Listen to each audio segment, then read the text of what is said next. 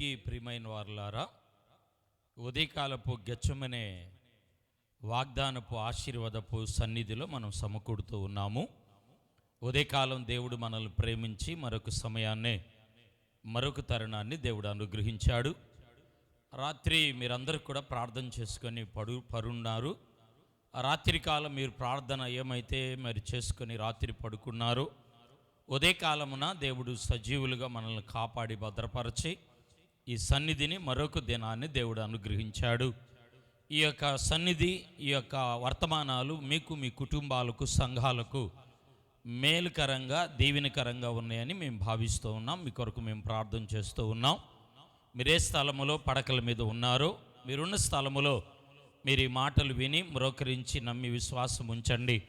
ప్రభు తన గొప్ప కార్యాలను కొనసాగిస్తాడు. ఈ దినము మీరు ప్రయాణమే వెళ్ళబోతున్నారు. ఈ దినం ఉదయకాలం మీ పనుల్లోని కొనసాగబోతున్నారు. ఈ ఉదయకాలమున మిత్రమా, ప్రియులారా, ఏదో సమస్య వలయములో మీరు ముందుకు సాగాలని ఒక తీర్మానం, నిర్ణయంతో ప్రార్థన చేసుకొని మీరు బయటికి వెళ్ళబోతున్నారు. దేవుడు ఈరోజు మీతో మాట్లాడుతున్నాడు వాక్యము ద్వారా.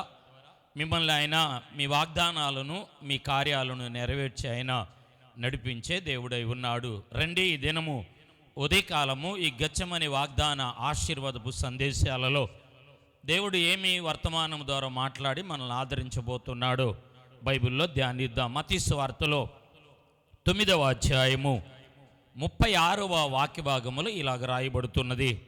ఆయన సమూహమును చూచి వారు కాపరు లేని గొర్రెల వలె విసికి చెదిరి ఉన్నందున వారి మీద ఆయన కనికరపడి ప్రియులారా, ఓ కాపరి లేని గొర్రెలు ఎలాగా విసికి చెదరి, అవి ఆహారము లేకుండా, నెమ్మది లేకుండా, సమాధానము లేకుండా, క్రూర మృగాల యొక్క నోటికి బలైపోతూ, వారికి నీరు లేకుండా, సరైన కాపుదల లేకుండా ఎలా కృంగిపోతాయో, అలాగనే సంఘాన్ని చూసి, కుటుంబాన్ని చూసి, దీనుడివి, దీనురాలైన నిన్ను చూసి నా దేవుడు మాట్లాడుతూ ఉన్నాడు కదా. ఇదిగో కాపరి లేని గొర్రెలు ఎలాగా విసికి చెదిరిపోతాయో, అలాగే మీ జీవితాల్లో గత సంవత్సరం, గత మాసాల్లో విసికి చెదిరి ఉన్నారా? వేసారి ఉన్నారా? నిరాశగా ఉన్నారా? మిత్రమా, సహోదరి, సహోదరుడా, ఈరోజు దేవుడు వాక్యములో ఈ గెచ్చమనే వాగ్దాన సందేశాల్లో, ఆశీర్వాదపు సందేశాల్లో ఈరోజు నీతోనే మాట్లాడుతున్నాడు. ఏ ప్రాంతంలో ఉన్నారో, ఏ స్థలములో నుండి వర్తమానం వింటూ ఉన్నారో, ఎక్కడ నుండి ఈ లైవ్ ద్వారా, ఈ యూట్యూబ్ ద్వారా మీరు తిలకించి, ఆలకించి దీన్ని మీరు చూస్తూ ఉన్నారో, ఈరోజు పేరు పెట్టి నా దేవుడు పిలిచి మాట్లాడుతున్నాడు. ఆయన ఈరోజు నీతో నీకు ఇస్తున్న వాగ్దానం, ఉదయకాలము సందేశం ఏమై ఉన్నదంటే, దేవుడు కనికరపడేవాడు, కనికరు చూపువాడు. నీకైన వారు, బంధువులు, రక్త సంబంధికులు, శ్రేయోభిలాషులు, ప్రియులారా, మిత్రులు నీ దగ్గర సహకారం పొంది మేలులు పొందిన వారు కనికరపడకుండా కఠినము చూపించారా? ఈరోజు ఈ సందేశము ద్వారా నా దేవుడు నీ మీద కనికరపడుతూ ఉన్నాడు. నీ కుటుంబం మీద కనికరపడుతున్నాడు. నీ బిడ్డల మీద కనికరపడుతున్నాడు. మీ మొండి సమస్యలు, కార్యాల మీద నా దేవుడు కనికరపడుతూ ఉన్నాడు. చూడండి, బైబిల్లో హోషేయ గ్రంథము 6వ అధ్యాయము 6వ వాక్యములో ఇలాగ రాయబడుతుంది. మిత్రమా, ప్రియ దేవుని బిడ్డలారా, ఏమని తన ప్రజలతో హోషేయ ప్రవక్త ద్వారా దేవుడు తెలియపరుస్తాడు అంటే, నేను బలిని కోరువాడును కాదు. అంటే అర్థమైందంటే, కఠినుడును కాదు, క్రూరుడును కాదు, మరణాన్నే, అపజయాన్నే, పతనమును కోరేవాడును కాదు.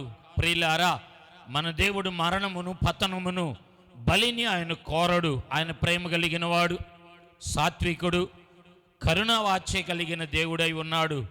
అయితే ఆయన అంటున్నాడు, వాక్య భాగంలో అంటున్నాడు కదా, నేనెప్పుడు కూడా పగ తీర్చుకోవటానికి బలిని కోరే దేవుడును కాదు.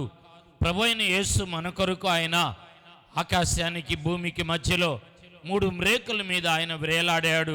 ఆఖరి రక్తపు బొట్టు వరకు కార్చి తన ప్రాణాన్ని పణంగా పెట్టి, ప్రియులారా, ఆయన ఉచితమైన ప్రేమలో నిన్ను, నన్ను ప్రేమించి నీ దోషాలను, పాపాలను పరిహరించి ఆయన తన కరుణను, కనికరమును చూపించాడు.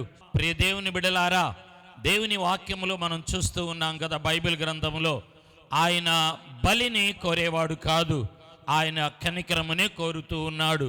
చూద్దాం ఈ రోజున దేవుని యొక్క కనికరము, దేవుని యొక్క కరుణ, దేవుని కటాక్షం మన మీద ఉన్నప్పుడు 2026 సంవత్సరం మన దేశం మీద, మన రాష్ట్రం మీద, మన జిల్లా, మన ప్రకాశం జిల్లా మీద, మన ప్రాంతం మీద దేవుడు కనికరపడుతూ ఉన్నాడు, కరుణ చూపిస్తూ ఉన్నాడు. మిత్రమా, ప్రియ దేవుని బిడలారా, ఒకవేళ మీ జీవితాల్లో దేవుడు కరుణ లేదు, కరుణ చూపిలేదని వాపోతూ ఉన్నట్లయితే ఈరోజు అంటున్నాడు కదా, నేను బలిని కోరట్లేదు, కనికరమునే కోరుతున్నాను. ఉదయకాలం పడకల మీద లైవ్ ద్వారా ఏ ప్రాంతంలో ఈ మాటలు వింటూ ఉన్నారో, దేవుడు బలిని కోరటం లేదు, నీ మీద కనికరపడుతున్నాడు. నీ తల్లి, నీ తండ్రి, నీకు అయిన వారు, నీ కన్నబిడ్డలు, కట్టుకున్నవారు, బంధువులు, శ్రేయోభిలాషలు నీ మీద కనికరము చూపిలేదు, నిన్ను ప్రేమే లేదు. మిత్రమా, ఆయన కనికరము చూపిస్తూ ఉన్నాడు. అయితే దేవుని కనికరం మన మీద ఉంటే ఏ కార్యము, ఏ ఆశీర్వాదం కలుగుతున్నది అంటే దేవుని వాక్యములు చూడండి. మత్తయి సువార్త 18వ అధ్యాయము 27వ మాట, 27వ వాక్య భాగములో ఇలాగ వ్రాయబడుతుంది. ఆ దాసుని యజమానుడు కనికరపడి వానిని విడిచిపెట్టి వాని అప్పు క్షమించెను.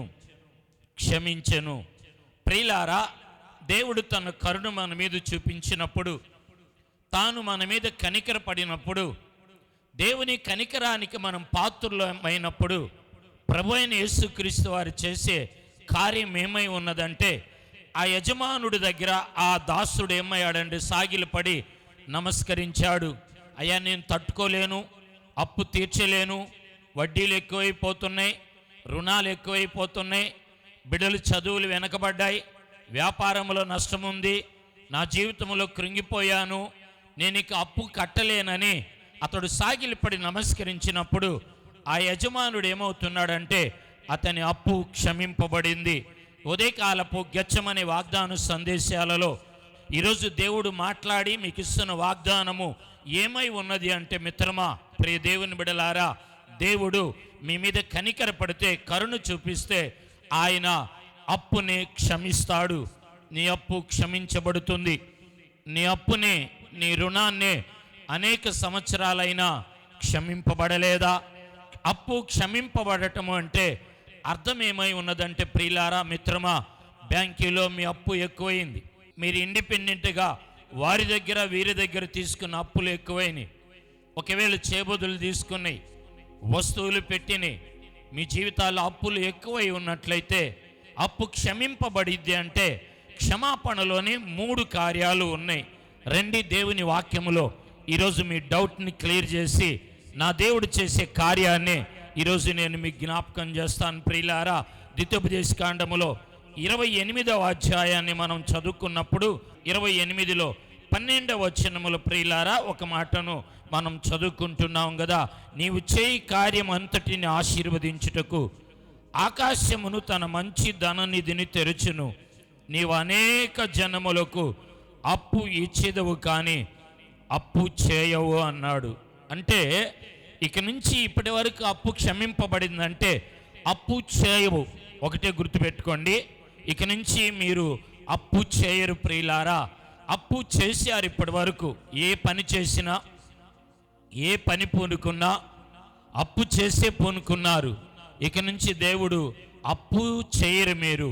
రెండవది ఏంటంటే ప్రియులారా, అందులోని 2వ రాజుల గ్రంథం 4వ అధ్యాయము 7వ వచనం మీ అందరికీ తెలిసినదే.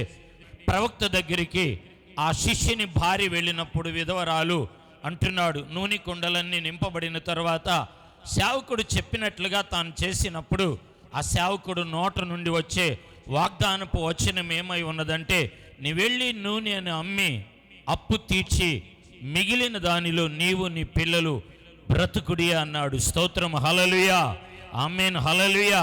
మిత్రమా, ప్రియులారా, ఇక నుంచి ఒకటి అప్పు క్షమింపబడిద్ది అంటే అర్థమైందంటే, అప్పు క్షమింపబడిద్ది అంటే షొండంగా అర్థం చేసుకోండి. ఒకటి, ఇక నుంచి అప్పు చేయవు. రెండవది, రాజుల గ్రంథములో రాయబడుతున్న మాట, అప్పు తీర్చబడును, మేము అప్పు తీర్చి మిగిలిన దానిలో అన్నాడు. ప్రియులారా, రెండవది ఆశీర్వాదం ఏమై ఉన్నదంటే అప్పు చేయవు ఒకటి, 2, నీ అప్పులు తీర్చబడుతున్నాయి. అప్పు తీర్చబడకుండా అప్పులు ఎక్కువైపోయి సమస్యల్లో ఉన్నావు. ఏదో పారిపోదాం అనుకుంటున్నావు, చనిపోదాం అనుకుంటున్నావు, దాక్కుందాం అనుకుంటున్నావు. లేదండి, దేవుని బిడ్డలు పిరికివారు కాదు ప్రియులారా. దేవుని బిడ్డల హృదయాలలో దేవుడు ఉన్నాడు. లోకములో ఉన్న శ్రమ సమస్య కన్నా నీలో ఉన్న దేవుడు గొప్పవాడై ఉన్నాడు. మిత్రమా, ప్రియ దేవుని బిడ్డలారా, 1, ఇక నుండి నీవు అప్పు చేయవు. 2, నీ అప్పులు ప్రియులారా తీర్చబడును అన్నాడు. 3వది బైబిల్లో ద్వితోపదేశకాండములోనే 15వ అధ్యాయం 6వ వచనములు అంటున్నాడు, ఏలయనగా నీ దేవుడైన యెహోవా నీతో చెప్పినట్లుగా నిన్ను ఆశీర్వదించిన గనుక నీవు అనేకులకు జనులకు అప్పు ఇచ్చేదవు, అప్పు చేయవు. 3వది ఏంటంటే దేవుడు ప్రియులారా, 1 అప్పు చేయవు, 2 అప్పు తీర్చబడును, 3వది అప్పు ఇచ్చేటట్లుగా దేవుడు చేయబోతున్నాడు. దేవునికి మహిమ కలుగును గాక. హల్లెలూయా. వాక్యములు చదువుకుంటున్నాం ప్రియులారా. దేవుని యొక్క కనికరం, దేవుని కరుణ, దేవుని కటాక్షము మన మీద ఉన్నప్పుడు, మనం సంపాదించుకున్నప్పుడు ప్రియులారా రాయబడుతున్న మాట, ఆ యజమానుడు ప్రభువైన యేసుక్రీస్తు వారికి సాదృశ్యం, ఆ దాసుడు సంఘానికిను నీకు సాదృశ్యమై ఉన్నాడు. ఇప్పుడు ఆయన కనికరమును, కరుణను, ఆయన కృపను సంపాదించుకున్నట్లయితే ఈ వర్తమానం ద్వారా ఉదయకాలం పడకల మీద ప్రార్థన చేసుకొని, నా దేవుడు ప్రియులారా అప్పు చేయవు, అప్పు తీర్చబడను, అప్పు ఇచ్చేటట్లుగా దేవుడు చేయబోతున్నాడు. వీటన్నిటికీ కారణం ఏంటంటే నీ అప్పులను దేవుడు క్షమిస్తాడు. మందు త్రాగుతున్నాను, సిగరెట్ తాగుతున్నాను, జూదమాడుతున్నాను, ఇటీవల తెలియకుండా పాపములో పడిపోయాను, ఇదిగో నా జీవితంలో ఎన్నో పొరపాట్లు తప్పిదాలు చేశాను, తల్లిదండ్రులకు వ్యతిరేకంగా ఉన్నాను, కన్నవారికి సంఘానికి నేను తొందరలు తెచ్చాను, నా దేవుడు ఈ పాపాన్ని క్షమిస్తాడానని వాపోతూ ఉన్నావు ఏదో ప్రాంతంలో నుండి. నా దేవుడు ఈరోజు ఈ వర్తమానము ద్వారా, ఈ కార్యక్రమము ద్వారా ఆయన క్షమాపణ పంపిస్తున్నాడు. నిన్ను క్షమించే దేవుడై ఉన్నాడు. ఏ ప్రాంతంలో ఏ స్థలములో ఉన్నారో మీరు మురకరించండి, మీ నిమిత్తం నేను ప్రార్థన చేయబోతున్నాను. ప్రేమ కలిగిన మా తండ్రి, మహిమా స్వరూపుడా, ఈ ఉదయకాలపు గెచ్చమనే వాగ్దానపు ఆశీర్వాదపు సందేశముల ద్వారా ఎందరు బిడలైతే వింటూ ఉన్నారో ఈరోజు కనికరమును, నీ మహాకృపను, మీ కటాక్షాన్ని దయచేసి మీరు క్షమించండి ప్రభువా. మీరు క్షమిస్తే అప్పులు తీర్చబడతాయి అయ్యా. అప్పులు చేయరు ప్రభువా. అప్పు ఇచ్చేటట్లుగా చేసే దేవుడు తండ్రి, నీ ప్రియుల మీద హస్తముంచు. ఏ ప్రాంతంలో ఏ స్థలములో ఉన్నారో నీ మహిమను, మీ అభిషేకాన్ని, నీ మహాకృపను మీరు తోడుగా ఉండి దీవించండి ప్రభువా. మా దేశాన్ని కాపాడు, మా రాష్ట్రాన్ని రక్షితండి. మా ప్రకాశం జిల్లా ఒంగోలు ప్రాంతాన్ని మీరు దీవించి ఆశీర్వది. కార్యక్రమాన్ని చూస్తున్న బిడ్డలను, నాయకులను, మా దేశాన్ని పరిపాలించే వారికి నీ కృప తోడుగా ఉంచి జ్ఞానాన్ని దయచేయ.